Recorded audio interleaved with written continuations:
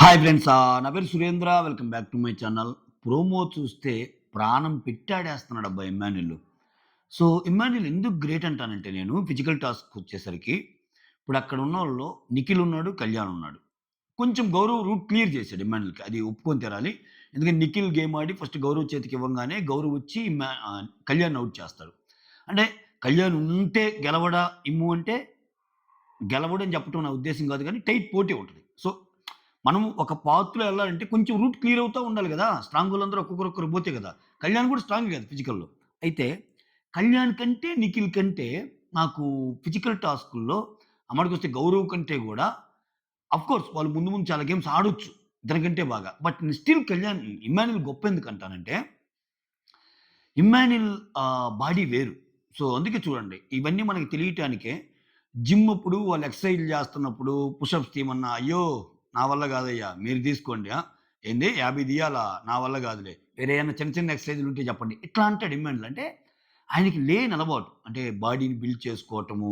So, ఫిజికల్‌గా ఫిట్‌నెస్‌గా ఉండటము. వీళ్ళందరికీ ఈజీ కొంచెం గేమ్‌లో. బట్ వాటన్నిటికి మించి గెలవాలన్న ఒక సంకల్పం ఉంటది చూడండి ఇతనిలో గేమ్స్‌లో. అది ముందుకు నడిపిస్తుంది అనిపిస్తుంది నాకైతే. ఇప్పుడు ఆ గేమ్ అంత ఈజీ గాదు. బాల్ పట్టుకోవటం వరకు ఈజీయే. బాల్ పట్టుకోవడం కూడా కష్టమే.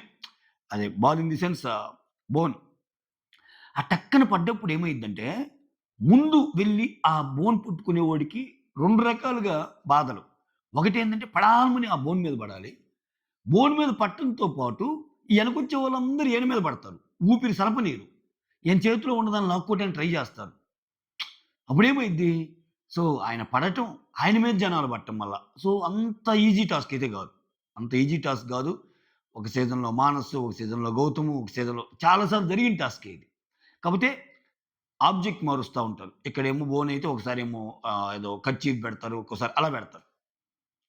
ఇక్కడ సంజన గారి వల్ల మళ్ళా కెప్టెన్ బోయింది అనే మాట ఆల్మోస్ట్ వచ్చేది ఈ వీక్ గూడా త్రుటిలో తప్పిన ప్రమాదం.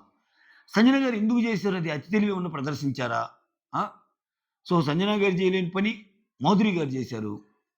సో, దివ్యకి నిజంగా ఇమ్మాన్యుల్ గెలవాలి అని అంత ప్రేమ ఉందా? లేపోతే ఆమె కోసం వేసిన స్కెచ్చా అది? సో, ఇవన్నీ మాట్లాడుకుందాం. మీరు చేయాల్సింది ఒక లైక్. తనూజది యాక్టింగా? తనూజది యాక్టింగ్ అని మీకు అనిపిచ్చిందా?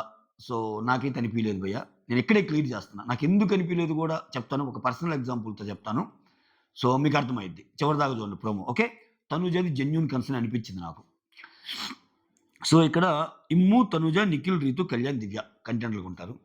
సో, మీరు లైవ్ చూసినోళ్ళలో మాధురి అండ్ సంజనాల్లో ఇద్దరు ఒకరెందుకు గాలేదు? నాకది అర్థం కాలే. నేనేమన్నా ట్రాక్ మిస్ అయ్యానేమో గాని ఆహ్, సో, వీళ్ళిద్దరిలో ఎవరు ఎక్కువ మంది జనాలుంటే ఒకరవ్వాలి గదా! వీళ్ళిద్దరిలో ఒకరెందుకు గాలేదు? అంటే ఇద్దరు బయటే ఉన్నారు మాధురి, సంజన. కమెంట్ జేయండి. నేనేదైనా మిస్ అయితే కమెంట్ జేయండి. ఒక్కోసారి మిస్ అవుతాం. అంటే అన్నీ కష్టం గదా! యెస్. ఫస్ట్ రౌండ్ నిఖిల్ పట్టేసుకుంటాడు. నిఖిల్ వచ్చి గౌరవ్‌కిస్తాడు. గౌరవ్ వచ్చి కళ్యాణ్ తీసేస్తాడు. పర్ఫెక్ట్ గేమ్ అంతే. అసలు దీంట్లో మాటలు లేవు, మాట్లాడుకోవటాలు లేవు. అక్కడ కళ్యాణ్‌ని తీసినా, ఇమ్ము తీసినా, ఎవరు తీసినా ఈళ్ళు స్ట్రాంగెస్ట్ ప్లేయర్సే. సో, మొత్తానికి నిఖిల్‌కి ఒక పోటీని తెప్పించేసాడు. ప్రాబబ్లీ గౌరవ్‌కి ఈళ్ళిద్దరు స్ట్రాంగ్ అయినా, కళ్యాణ్ అండ్ ఇమ్ములు స్ట్రాంగ్ అయినా, ఇమ్ము మీద కోసంత ఉందేమో ఇంప్రెషన్.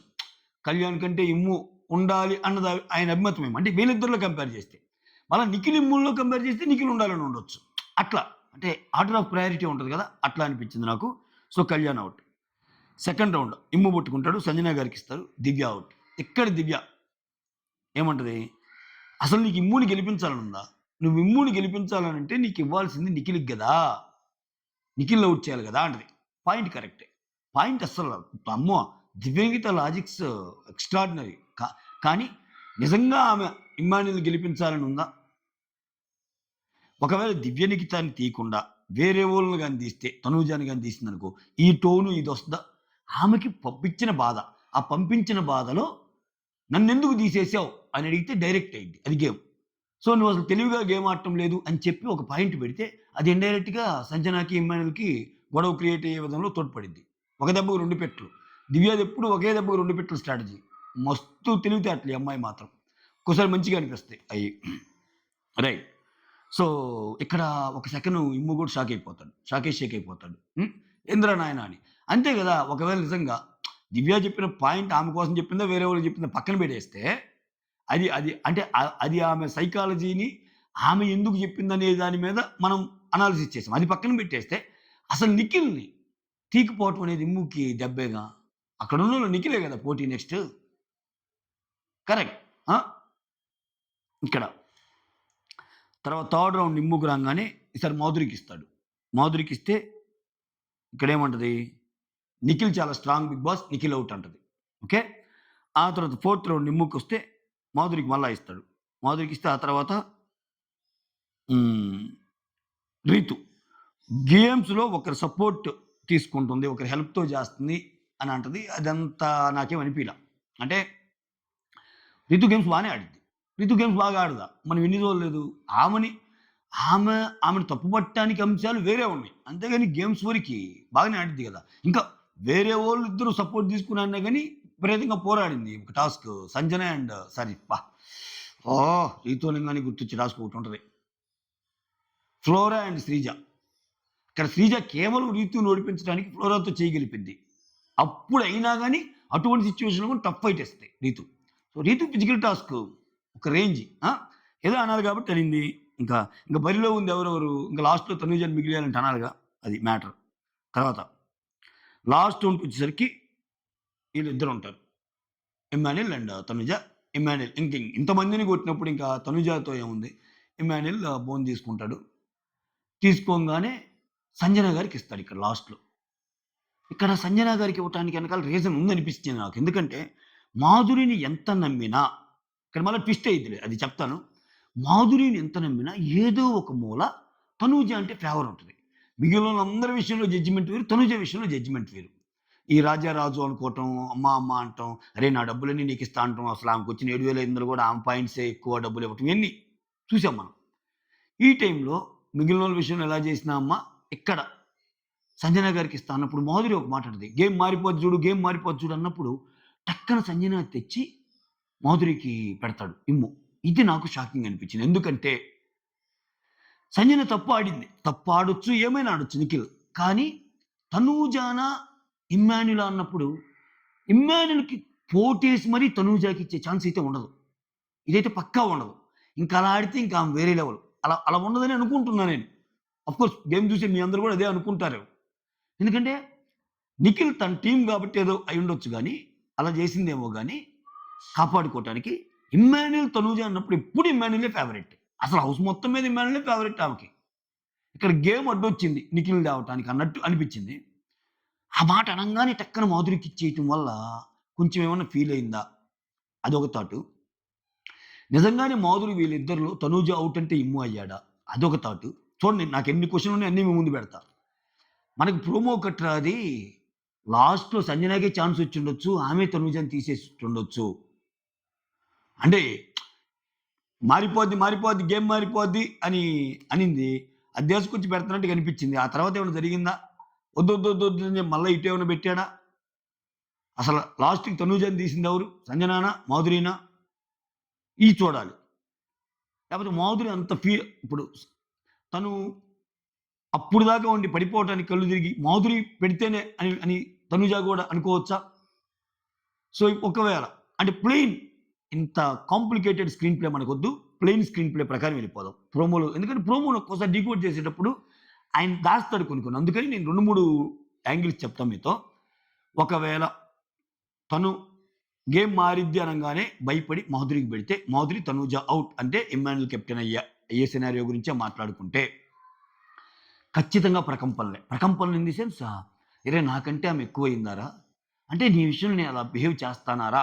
అని ఖచ్చితంగా సంజన క్వెషన్ అడిగిద్ది. "అది కాదు మమ్మీ నువ్వెప్పుడు ఎలా ఆడుతున్నావో తెలియలేదే. ఆ నిఖిల్‌ని తీయకుండా ఏ ఈళ్ళని తీయటమేంది, దివ్యాని తీయటమేంది" అని అడిగే ఛాన్స్ కూడా ఈళ్ళకుంటది. ప్లస్ మాధురి నువ్వెప్పుడు రాజా, రాజా, రాజా అంటం గాదు. నాకు అవకాశం వచ్చింది. నాకు అవకాశం వచ్చినప్పుడు అక్కడ ఇమ్మాన్యుల్‌ని తీసేసి నాకిస్తే నీ సొమ్మేమన్నా పోతుందా? అని గూడా తనూజ మాధురిని అడిగే ఛాన్స్ కూడా ఉంటది. ఈ ప్లెయిన్ సినారియోలో. అది ఒకవేళ మాధురి లాస్ట్ రౌండ్‌లో తనుజ ఔట్, ఇమ్మాన్యుల్ అంటే. సో, ఆ తర్వాత అక్కడ పడిపోయింది. తనుజ, తనుజలే అంటున్నారు. లేపుతున్నారు. అది అసలు యాక్టింగే కాదబ్బా! నేను చెప్తా చూడండి. ఆమె చాలా వీక్‌గా ఉంది. చూడండి అసలు హౌస్‌లో చాలా మంది దగ్గుతా ఉన్నారు. అంటానే ఉన్నారు. ఓకే.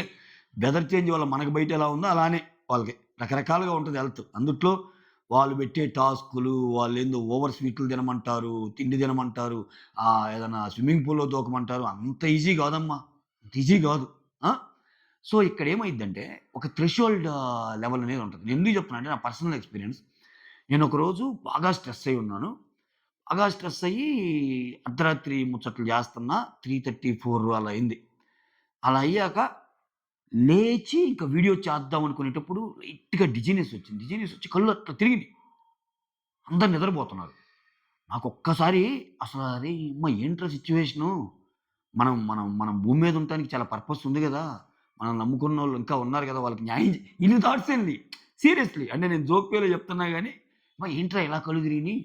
సో, ఇటు పెళ్ళాం, పిల్లలు వాళ్ళింకా చాలా, చాలా తీసుకెళ్ళాలి. మన మన మన పర్పస్ ఉంది ఇంకా భూమి ఇట్లా రకరకాలుగా పోయాక మళ్ళా వెంటనే ఒక్కసారి ఇట్లా, ఇట్లా అనుకున్నా. కొంచెం సెట్ అయినట్టు అనిపించింది. మళ్ళా చైర్ దగ్గరికి ఎళ్ళబోయేటప్పటికి మళ్ళా డిజినెస్ వచ్చింది. అంటే రెస్ట్‌లెస్‌గా ఉంటాం. దానివల్ల ఏమైంది టక్కన ఆపేసాను. వెంటనే ఎళ్లి పనుకున్నా. అసలు మాట్లాడను. మా వైఫ్ కూడా నాకదే చెప్పిద్ది. అసలు అర్ధరాత్రి ముచ్చట్లు వద్దంటది ఒక్కోసారి. కాపోతే పగలేదైనా నిద్రబోయినా, కొంచెం ఏదన్నా యాక్టివ్‌గా ఉన్నా, లేపోతే నెక్స్ట్ డే సండే వచ్చేసరికి హాలిడే ఉంటది మాకు. సో, అప్పుడు సాటర్డే వచ్చి హాలిడే ఉంటది. సో, ఫ్రైడే కొంచెం లేట్ అయినా పనుకోవచ్చు. సో, అటువంటి సందర్భాల్లో అయినా అట్లా ఓకే. ఇంకా కంటిన్యూయస్‌గా ఉండి మనకేదన్నా అయినప్పుడు కళ్ళు తిరుగుతాయి నిజంగానే. సో, ఆమె ఆల్రెడీ సిక్‌లో ఉందామె. సిక్‌లో ఉన్నప్పుడు కళ్ళు తిరగటం సర్వసాధారణం. దానికి తోడు ఒక్కోసారి ఏందంటే గేమ్ ఆడుతున్నా, గేమ్ ఆడే ప్రాసెస్‌లో అది అనిపియదు. సో, నాకెలా మొత్తం చూసిందాక అనిపియలేదో, ఆ వీడియోస్ అన్నీ చూసి ఇక నేను వీడియో చేద్దామని లేచాక అనిపించిందో, అట్లానే గేమ్ అంతా ఆడాక ఒక్కోసారి రకరకాలుగా గేమ్ అంతా ఆడాక సడెన్‌గా ఆమెకి అగెనిస్ట్‌గా డెసిషన్ వచ్చాక, ఆ ప్రెషర్, ఈ ప్రెషర్ 2 కూడా పడొచ్చు. కొంచెం అక్కడ సొమ్మసిల్లటం అనేది మరీ మనం అంత ఆ యాంగిల్‌లో చూడబడలేదనేది నా ఫీలింగ్. నా గట్ ఫీలింగ్. సో, ఖచ్చితంగా అది యాక్టింగ్ అయితే కాదనిపిస్తుంది నాకైతే. అంటే సోషల్ మీడియాలో ఒకటే పనిగా నాకు గూడా చాలామంది చూడండి సార్ అసలు విపరీతమైన యాక్టింగ్ జేస్తుంది అన్నట్టు అన్నా, మళ్ళా 1, 2 సార్లు చూసినప్పుడు ఏందంటే అది తెలుస్తుంది. ఇదొక్కటే విషయం గాదు. నాకు చాలా చాలా ఎక్స్‌పీరియన్స్‌లున్నాయి ఇట్లా. అంటే కొంచెము నేను చాలా చూసా. ఒకసారి కంటిన్యూయస్‌గా మా పాప ఆహ్, స్కూలు నుంచి తీసుకొస్తా ఉన్నప్పుడు, అప్పటిదాకా బాగానే ఉంది. అప్పుడు టప్పున డాడీ అని జెప్పి ఇదయింది. భలే భయమేసింది నాకు. టక్కని తీసుకొని అక్కడికెళ్తే ఏం లేదండి అంటే కొంచెం రెస్ట్‌లెస్‌గా ఎక్కువున్నప్పుడు ఇలా అవుద్దని జెప్పి ఆమె మొహం మీద నీళ్ళేసి ఆహ్, మా పక్కనే ఉంటది హోలిస్టిక్ హాస్పిటల్. నిజాంపేట్ మెట్రో పక్కనే. చాలా నీట్‌గా చూసి డోంట్ వరీ సురేంద్ర అని జెప్పి పంపించారనమాట. అంటే సో, మనం ఇటువంటి ఇన్సిడెంట్స్ చూసినప్పుడు అవుతాయి అలా. కొన్ని కొన్ని అవుతాయి.